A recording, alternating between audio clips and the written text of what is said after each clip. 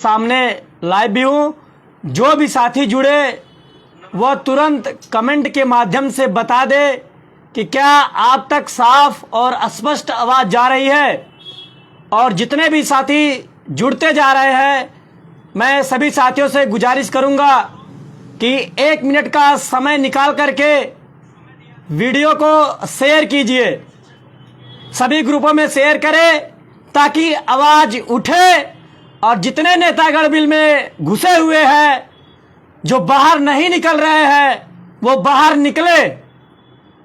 जो मूल्यांकन कार्य में व्यस्त है, बाहर नहीं निकल रहे, मूल्यांकन कार्य करे या ना करे, लेकिन वो धरने के लिए बाहर आए। यदि धरने के लिए बाहर नहीं आते हैं तो धरने की डेट रखी जाती है, वो कभी बाद में धरने में पहुंचते हैं तो उन्हें वहां से भगाया जाएगा सीधे। तो स्टार्टिंग का मैं 1-2 मिनट का समय देता हूं। हमारे साथ में अजीत यादव जी जौनपुर से, ज्ञानेंद्र वर्मा जिलाध्यक्ष महाराजगंज की धरती से, जो हमेशा बेचारे संघर्षशील रहते हैं, दामोदर वर्मा महाराजगंज की धरती से, और धर्मवीर मौर्य जौनपुर की धरती से, अभिषेक यादव जौनपुर की धरती से, विजय अग्रवाल जौनपुर की धरती से हमारे साथ सभी साथी हैं। और जो रणनीति बनी हुई है, हम आपके सामने पूरी रणनीति साझा करेंगे कि आज तक भर्ती क्यों नहीं आई, और नेताओं का, डीएलएड के लीडरों का आपस में मनमुटाव क्यों है, और जातिवाद क्या है, और बाहर न निकलना, सारी चीजों पे मैं विस्तृत वर्णन करूंगा। सभी साथियों से गुजारिश करता हूं, मैं 1 मिनट का समय देता हूं, आप साथी जम के शेयर करें। मैं 1-2 मिनट से खुद लेट लाइव आया हूं। बिल्कुल भैया, राम राम। और मैं लास्ट में 2-4 मिनट समय भी दूंगा कि यदि आप सबका कुछ सुझाव होगा तो सुझाव जरूर बताइएगा, क्या किया जाए कि जिससे प्राथमिक शिक्षक भर्ती जल्द से जल्द आए।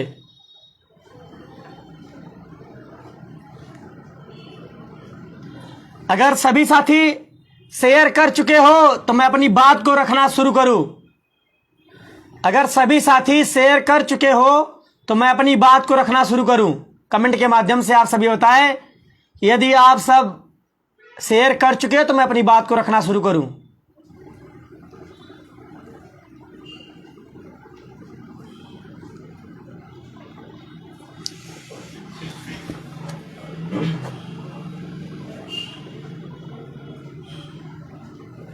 आप कमेंट के माध्यम से बता दें, आवाज साफ जा रही है। आवाज आप तक साफ जा रही तो मैं अपनी बात रखना शुरू करूं, यदि आप शेयर कर चुके हैं तो।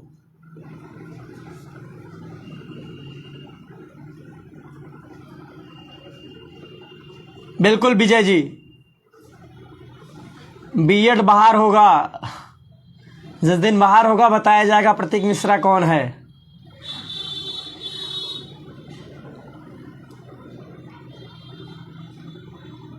बिल्कुल, चलिए साथियों, मैं बात को रखना शुरू करता हूं। जो भी साथी जुड़ते जाए वो शेयर करते जाएंगे और सारी रणनीति को समझेंगे साथियों कि अब तक भर्ती क्यों नहीं आ रही है। पहला मुद्दा 57,000 शिक्षक भर्ती। मैंने स्टार्टिंग में कहा साथियों कि 57,000 मुद्दा लेके ना चलिए, लेकिन जाने लोगों को कौन सा नशा था, 57,000 न जाने कहां से जोड़ लिए। जो रियल है उसी को लेके चला जाए। जो कोर्ट में एफिडेविट लगी है 51,112 पद की, और 16,000 पद जो अभी खाली है लगभग, इसको जोड़ करके हम लोग रियल मांग करें जो लगभग 70 या 71,000 भर्ती तक जाती है। और 57,000 की मांग करेंगे तो ठोके जाएंगे, और ठोके तो गए ही है 4 महीने लगातार।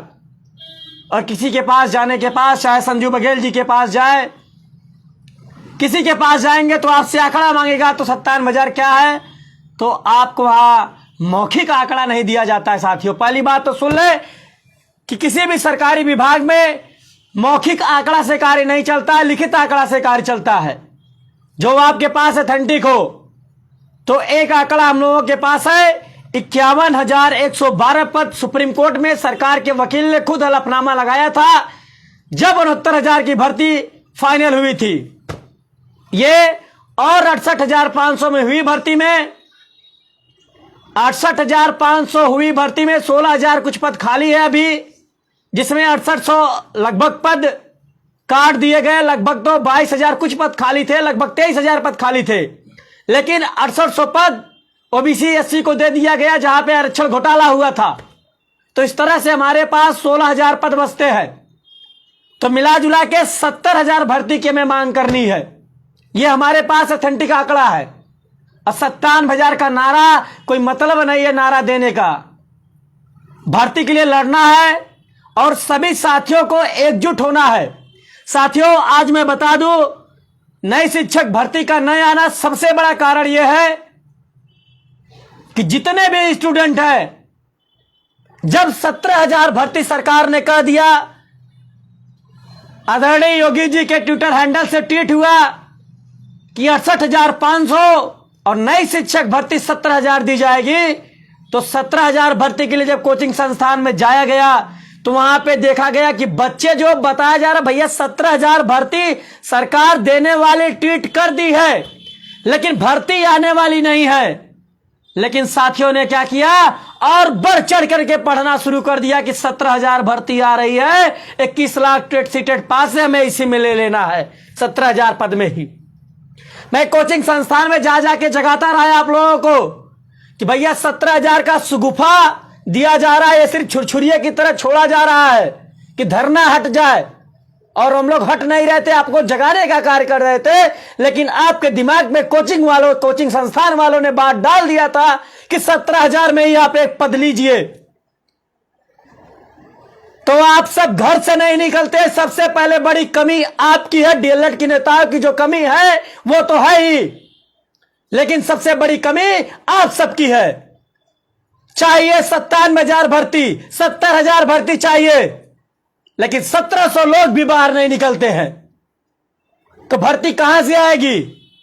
फोन करके कहेंगे भैया मैं बहुत डिप्रेशन में हूं, भर्ती नहीं आ रही, घर वाले खर्चा देना बंद कर दिए हैं, प्रयागराज में सरवाइव नहीं कर पा रहे हैं। तो इसमें गलती डीएलएड के नेताओं की है कि अलग से कोई आपको लाके भर्ती दे देगा? आप सब तो कोचिंग संस्थानों में पढ़ने में व्यस्त रहते हैं, समय से लाइब्रेरी जाना, समय से कोचिंग जाना, समय से अपनी सारी नोट्स को बनाना। कितने लोगों ने 3 साल हो गया नोट्स बनाते बनाते, लेकिन उस नोट्स का कोई उपयोगिता नहीं है जब तक भर्ती नहीं आएगी। और आज भी मैं ये साफ और स्पष्ट कह रहा हूं कि 3 साल से लगातार भर्ती जो न्यूज अखबारों पेपरों में आती रहती है, यह कोचिंग संचालक की देन है, ये कोचिंग वालों की देन है जो भर्ती पेपर में आती है। फिर कोचिंग वालों ने नाटक करना शुरू कर दिया है, फिर कोचिंग वाले भर्ती अगस्त में लॉन्च कर रहे हैं। अभी कोई पता नहीं है, अगस्त में फिर भर्ती कोचिंग वाले लॉन्च कर रहे हैं। फिर आप लोग मुद्दा बना लेते, चलो अच्छे से तैयारी करो, अगस्त में भर्ती आ रही है, सितंबर में भर्ती आ रही है।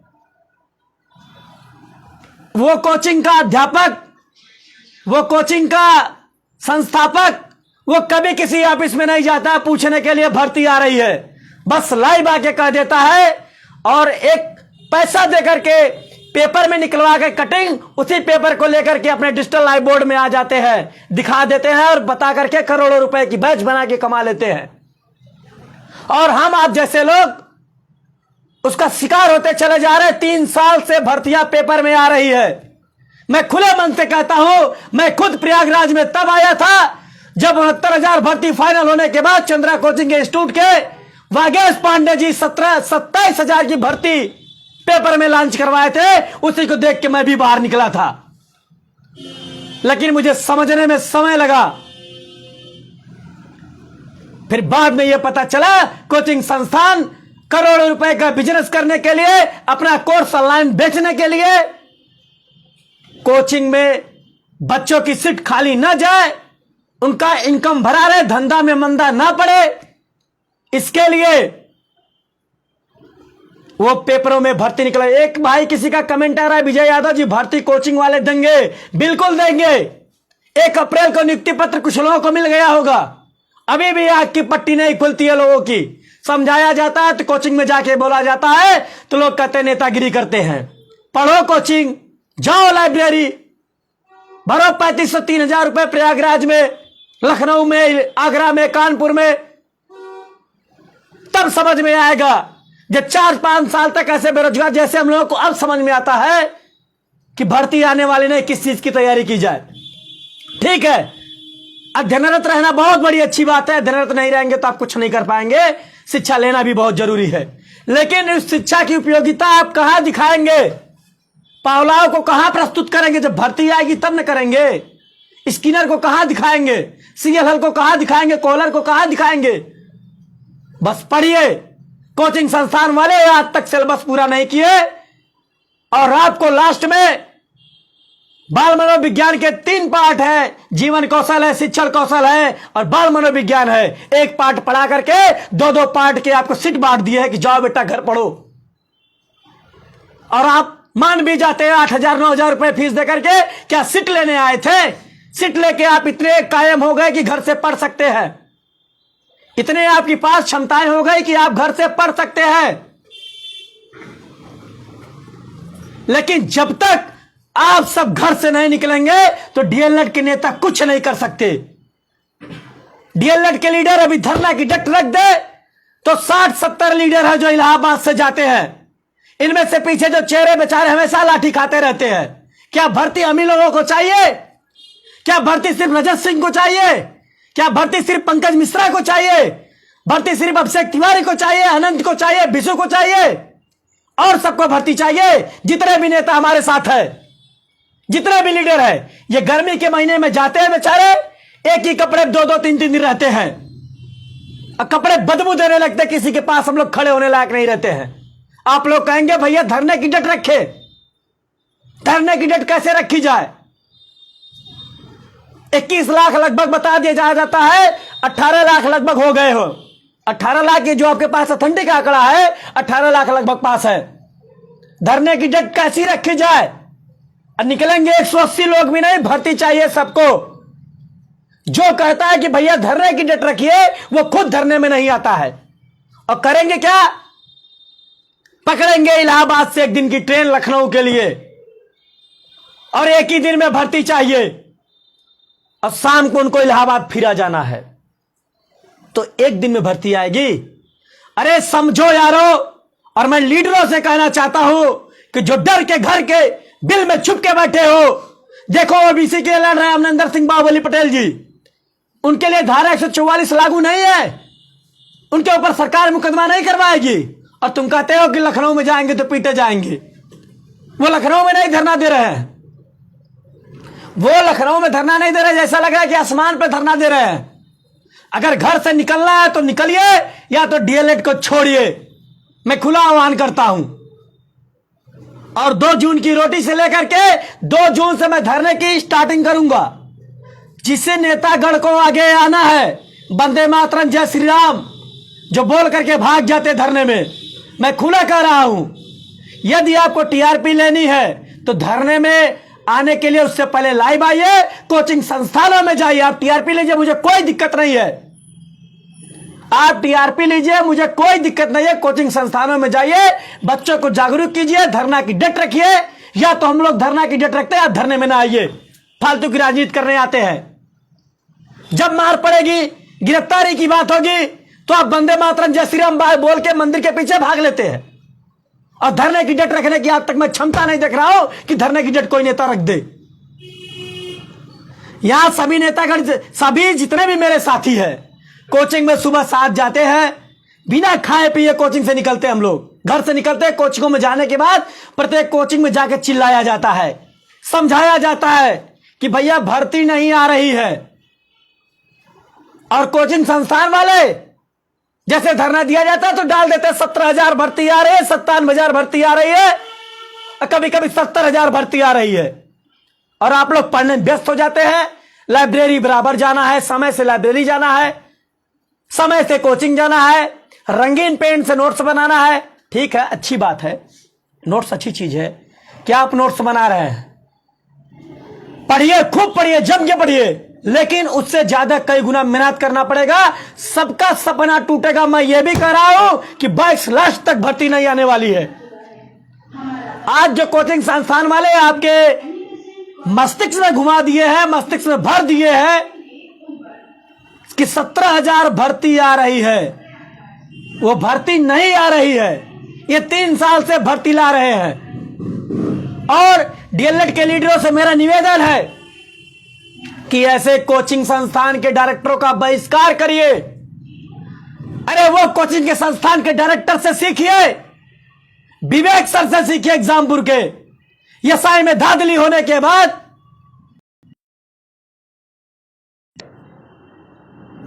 लखनऊ इको गार्डन में अनशन पर बैठे हुए हैं। वैसे डायरेक्टरों की जरूरत है, ऐसे डायरेक्टरों की जरूरत नहीं है कि चौपेपर में भर्ती लॉन्च करवा के करोड़ों रुपए कमा करके एसी में घूमे और बच्चों का भविष्य गर्त में ढेल दे। आए दिन कोचिंग संस्थान के सामने बच्चे धरना देते रहते हैं कि सिलेबस नहीं पूरा हो रहा है, और नए बच्चे गांव से आ जाते हैं बकरा बनने, मुर्गा बनने। चलिए मैं आगे की बात करता हूं। सबसे बड़ी बात, अब आता हूं लीडरों को लेता हूं। लीडरों में सबसे ज्यादा ये गंदी मानसिकता है यादववाद, पटेलवाद, ब्राह्मणवाद। ये ब्राह्मण टीम का है, ये धरना रखेगा तो पटेल नहीं जाएंगे। ये पटेल टीम का है, ये पटेल टीम धरना रखेगी तो यादव नहीं जाएंगे। ये यादव टीम का है, यादव धरना रखेंगे तो ब्राह्मण नहीं जाएंगे। ये सब क्या है? दूषित मानसिकता ना है कि आप सब योग्यता लिए कहते हैं मैं 3-4 बार टेट सीटेट पास हूं। ठीक है, आप सभी लीडर पास है, लेकिन यार टेट सीटेट पास करके जातिगत टिप्पणियां करना कि आप इस वंशज के हैं, आप इस वंशज के, ये योग्यता क्या दिखाती है? यही टेट सीटेट पास है, यही चीज है कि फलाने यादव धरना रख दिए, फलाने सिंह धरना रख दिए, फलाने मिश्रा धरना रख दिए तो हमें धरने में ये टीम नहीं जाएगी। अरे लड़ रहे हो सभी लोग भर्ती के लिए, भर्तियां आएंगी सबके लिए आएंगी, किसी एक विशेष जाति समूह के लिए नहीं आएगी। तो निकलिए घरों से। और मैं आगे की बात करता हूं, कोचिंग वालों पे जो आपका विश्वास है, ये 3 साल से यही भर्ती नहीं लाने दे रहा है। जब तक ये कोचिंग संस्थान पे ताला नहीं जड़े जाएंगे, और ताला जड़ने का कार्य करना भी नहीं है कि आप कहते कोचिंग संस्थान वाले भैया कोचिंग नहीं बंद कर रहे हैं। अरे भाई बताओ, आप कोचिंग में पढ़ने नहीं जाओगे तो क्या कोचिंग के डायरेक्टर या कोचिंग के अध्यापक जो है वो ईंट पत्थर को पढ़ाएंगे? तो कहीं न कहीं कमी आपकी है जो घर से नहीं निकलते हैं। आप घर से नहीं निकलते हैं और कहते हैं भैया धरना की डट रखिए, हम घर से निकलेंगे। पिछली बार मई जून से धरना किया जा रहा था, गर्मी में इतनी कांच लगती कि पैर कट जाते, भाग नहीं पाते, हम लोग चल तक नहीं पाते हैं गर्मी की वजह से। इस गर्मी में धरना रख दिया जाए तो कितने लोग आएंगे? मुश्किल से 2 या 250 मुमकिन हो जाता है, और 200-250 लोग वो किताबों में अध्ययन भी नहीं कर पाते हैं, और आप सब घर बैठ करके लगातार अच्छी नोट्स बनाते रहते हैं। फिर लास्ट में नोट्स बना के खाली हो जाते हैं तो डिप्रेशन में होता है, फांसी लगाते हैं। लगाओ फांसी, मरो, लगाओ फांसी, मरो। जब कहा जाता कि चलो भर्ती नहीं आने वाली है तो कोचिंग में भरोसा करके कोचिंग पढ़ते हो, बाद में डिप्रेशन में होते हो, फांसी लगाते हो। लगाओ फांसी, अभी और डिप्रेशन में पड़ेंगे आप सब। मैं रियल बता दूं, अब मैं सरकार की बात करता हूं साथियों। ये सरकार खुद चाहती है कि बीटीसी बीएड वाले आपस में लड़ते रहे, मुझे भर्ती न देना हो। सरकार खुद चाहती है कि ये आपस में लड़े, पहले बीएड को शामिल करवाना, फिर सरकार की तरफ से वकील करके बीटीसी में बीएड को बाहर करवाना। ये सरकार खुद चाहती है, पॉलिसी इसकी है। अभी शिक्षा मंत्री जो पुराने वाले सतीश द्विवेदी जी थे, वो तो रट्टा रट्टा बयान मारते थे कि उत्तर प्रदेश में शिक्षक और छात्र का अनुपात बराबर हो गया है, जब भी कभी समय पड़ेगा समय के अनुसार भर्ती दी जाएगी। भर्ती देना बच्चों का खेल नहीं है, वेतन देना पड़ता है। वही रटा रटा बयान नए शिक्षा मंत्री जी देने लगे हैं, संदीप सिंह जी। तो कहीं ना कहीं इनको भी सबक सिखाना होगा। उनको सबक सिखाने के लिए 10-20 लोग सबक नहीं सिखा पाएंगे। इसमें कुछ लोगों को आगे आना पड़ेगा, कुछ लोगों को नहीं, बल्कि मैं कहूंगा कुछ लोग आगे आकर के काफी ज्यादा दिन में सफलता प्राप्त करेंगे या फिर ना प्राप्त करें। लेकिन जब सभी लोग साथ में आएंगे तो शायद कम दिन में ही सफलता प्राप्त कर लेंगे। मैं छोटा सा उदाहरण देता हूं। अमरिंदर सिंह पटेल पूरे सरकार को हिला के रख दिए, पूरे सिस्टम को हिला के रख दिए। उनके ऊपर कोई एफआईआर नहीं हुआ। सचिवालय से लेकर के दिल्ली तक जा रहे हैं, हर जगह मिल रहे हैं सबसे, उनके ऊपर एफआईआर नहीं हुआ। और आप घर से निकलेंगे तो आपके ऊपर एफआईआर हो जाएगा। अरे एफआईआर हो जाएगा तो मत बनो लीडर, मत बनो लीडर, बंद कर दो लीडरपंथी। लीडर बनना है तो आगे आना पड़ेगा, या तो लीडर बनना बंद कर दीजिए। और मैं सभी छात्रों से अपील यही करूंगा कि आप सब निकलिए। अब मैं लीडरों से अपील यही करूंगा कि जातिगत यादववाद, ब्राह्मणवाद, पटेलवाद ये चीजें बंद करें। मैं देख रहा हूं काफी दिनों से, अभी पंकज मिश्रा जी को न जाने कौन सा अधिकार, मैं गोली मार दूंगा। वो 4 दिन से बेचारा मेहनत कर रहा है, गोली मार देंगे लोग उसको। जो कर रहा है उसको करने भी नहीं दे रहा है। कोई रजत की खिंचाई कर रहा है, कोई अभिषेक की खिंचाई कर रहा है। एक चीज तो ये देखी जाए तो लड़के किसी के नहीं होते। जो किसी नेता से मिल रहा है मिलने दीजिए, जो जहां जा रहा है जाने दीजिए, सेल्फी ले रहा है लेने दीजिए। हमारा मुद्दा है कि भर्ती आए। नेतागण कुछ भी करे, हमसे उससे मतलब नहीं है, लेकिन भर्ती के लिए लड़े। आज अमरिंदर सिंह पटेल इस तरह से नहीं उठे हैं, सभी लोगों के पास गए और आप लोग तो पैर खींचना शुरू कर देते हैं। अभी कोई लीडर किसी के पास चला जाए, फोटो खिंचा ले या कुछ कर ले, तो आप कहेंगे कि नेता बन रहा है। अरे भाई, जब किसी के पास आप घर से निकलते भी नहीं है, वो मेहनत कर रहा है बेचारा, अपना पैसा खर्च करके, अपना समय खर्च करके इतनी गर्मी में कहीं जा रहा है, उसको आप लोग ट्रोल करेंगे। और एक बात तो और है कि हमारे डीएलएड के लीडर इतने सक्रिय हैं कि 2-4 आईडी तो फर्जी बना डाले हैं, अपना लिंग भी बदल डाले हैं, महिला लिंग से बना डाले हैं, महिला से अपनी आईडी बना डाले हैं। शीतल सिंह, काजल सिंह, ये सिंह वो सिंह, ट्रोल करने के लिए कि किसकी कितनी खिंचाई कर दे। खिंचाई बंद कीजिए।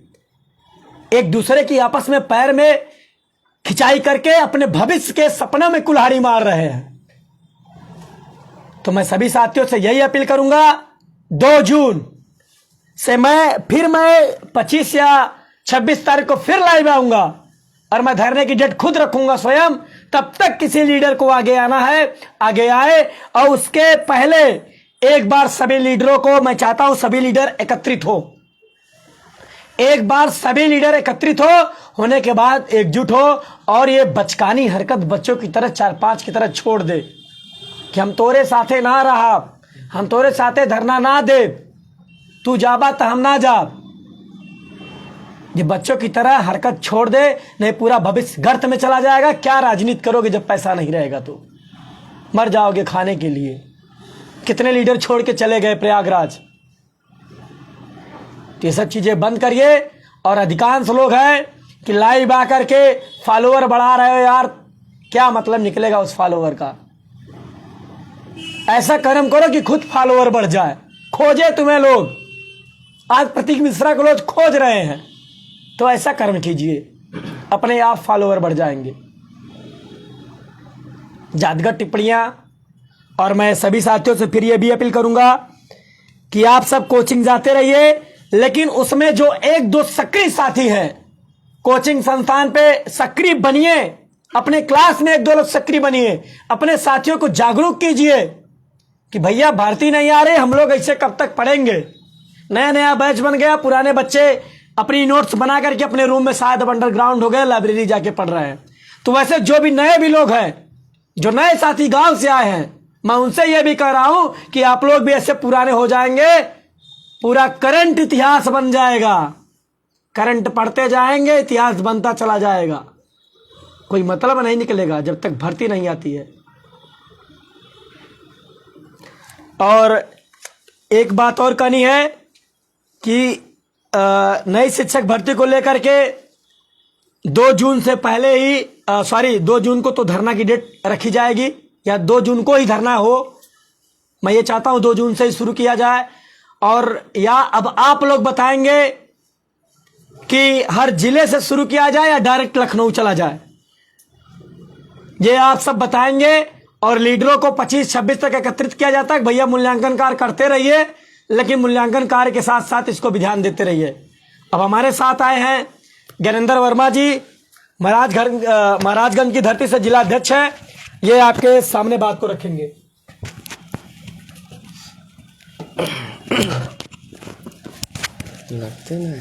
हाँ बोलिए बोलिए।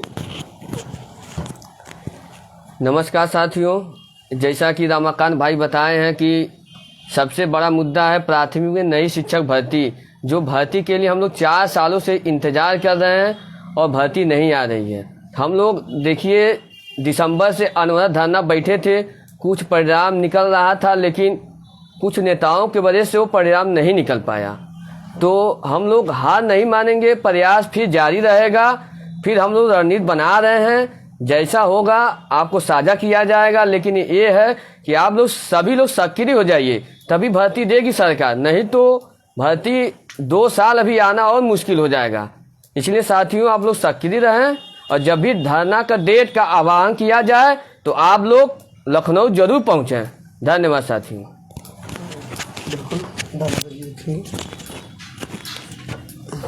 नाम बताइए। नमस्कार साथियों, आप सभी से अपील है, 2 जून से धरना रखा जा रहा है लखनऊ में। आप लोग अधिक से अधिक संख्या में घर से निकलें कि भर्ती लाया जा सके।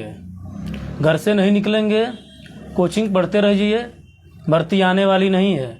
जब तक आप लोग लखनऊ की धरती पे उतरेंगे नहीं, तब तक कोई भर्ती नहीं आने वाली है। आप लोग कोचिंग संस्थानों पे घर पे बैठ के पढ़ते रहिए, कोई भर्ती नहीं आने वाली है। धन्यवाद।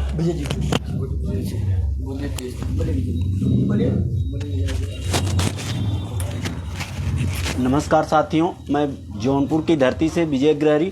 जैसा कि रमाकांत भाई ने सही बताया कि जब तक हम लोग में यूनिटी, एकता नहीं होगी, तब तक हम लोग किसी चीज़ को हासिल नहीं कर सकते हैं, क्योंकि वैकेंसी किसी एक के लिए नहीं है, सबके लिए।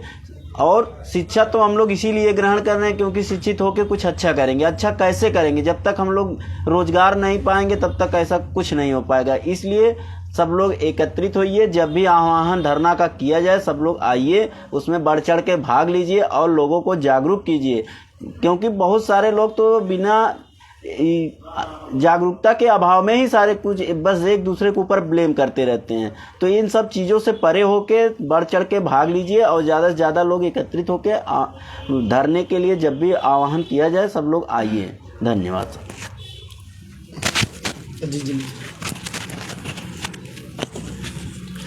नमस्कार साथियों, मैं अजीत यादव जौनपुर से डीएलएड 2017 बैच से। मैं सभी साथियों से ये कहना चाहता हूँ कि ज़्यादा से ज़्यादा लोग, भाई बहन सब लोग मिलकर धरने में पहुँचे। जिस दिन धरने का डेट रखा जाता है सब लोग ज़्यादा से ज़्यादा संख्या में वहाँ पे पहुँचे।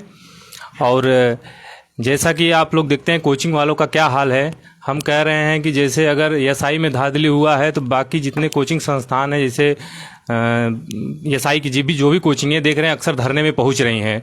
क्या स्टेट सुपर टेट वाले नहीं जा सकते हैं? क्या वो लोग अपने बच्चों के लिए क्या धरने में नहीं जा सकते? लेकिन ऐसा वो लोग नहीं कर रहे हैं। बताइए क्यों नहीं कर रहे हैं? क्योंकि उन लोग को सिर्फ पैसा कमाना है, भर्ती आए या ना आए उन लोग से कोई मतलब नहीं है। खान सर अपने बच्चों के लिए, अपने स्टूडेंट के लिए वो लोग विरोध कर सकते हैं, क्या टेट सुपर टेट वाले नहीं कर सकते हैं? तो सबसे बड़ी तो हमें कमी अपने कोचिंगों वालों में दिख रही है। और बाकी सभी भाइयों और बहनों से विनम्र निवेदन है कि वो लोग ज़्यादा से ज़्यादा संख्या में पहुँचे, तभी कुछ होगा, नहीं तो ये सरकार सुनने वाला नहीं है। सरकार तो सोच ही रहा है सब लोग आपस में भिड़िए, लड़ाई करिए और उन लोगों को भर्ती न देना पड़े। तो मैं सबसे रिक्वेस्ट करता हूँ कि सब लोग ज़्यादा से ज़्यादा संख्या में पहुँचे। नमस्कार।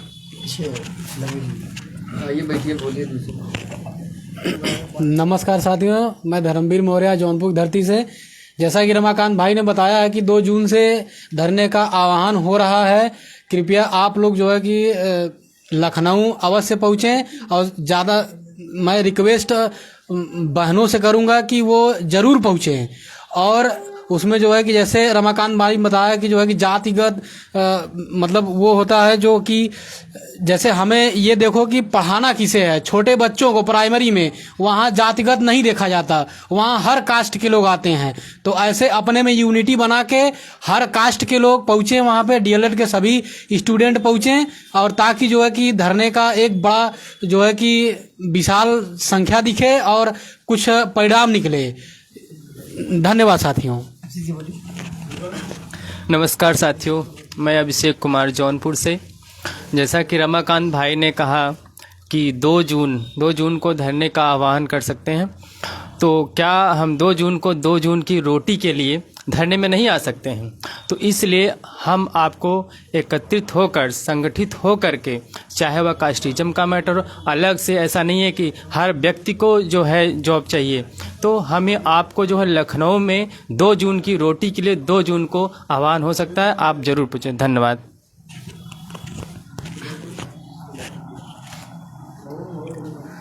चलिए साथियों, मैं एक बार फिर से कहूंगा कि ऐसे कोचिंग संस्थान के पास ना जाए, ऐसे कोचिंग संस्थान से सेल्फी ना ले। उनका प्रचार कर रहे हैं कि उन्हें कोचिंग संस्थान को धरने में बुला रहे हैं, जो भर्ती पेपर में निकलवा करके करोड़ रुपए कमा रहा है, और उनके पास जाकर के आप फोटो खिंचा के सेल्फी डाल देते हैं कि मैं फलाने कोचिंग में फलाने के साथ अग्रिम रणनीति पर। उनका प्रचार कर रहे हो, कोचिंग के चमचे बन के घूम रहे हो। जो कोचिंग संस्थान में नहीं आता है, ऐसे डायरेक्टर के पास क्यों जाते हो? जो कहता है मेरे ऊपर FIR हो जाएगा। खान सर ने पूरे भारत को हिला के रख दिया। रेलवे का मैटर था, पूरे भारत में रेलवे की पटरी जगह जगह उखाड़ी जा रही थी। 2 दिन में उनका मैटर सॉल्व हुआ। एसआई को मैटर को लेकर के विवेक सर लखनऊ को गार्डन में बैठे हुए अनशन पे। हमें ऐसे डायरेक्टर अध्यापकों की जरूरत है। शर्म करो कुछ। जाकर के कोचिंग संस्थान के पास फोटो खिंचवा के डाल देते हो, मैं फलाने कोचिंग में इनके साथ विशेष रणनीति पर चर्चा करते हुए। विशेष रणनीति पर चर्चा करते हो कि कोचिंग का प्रचार करते हो?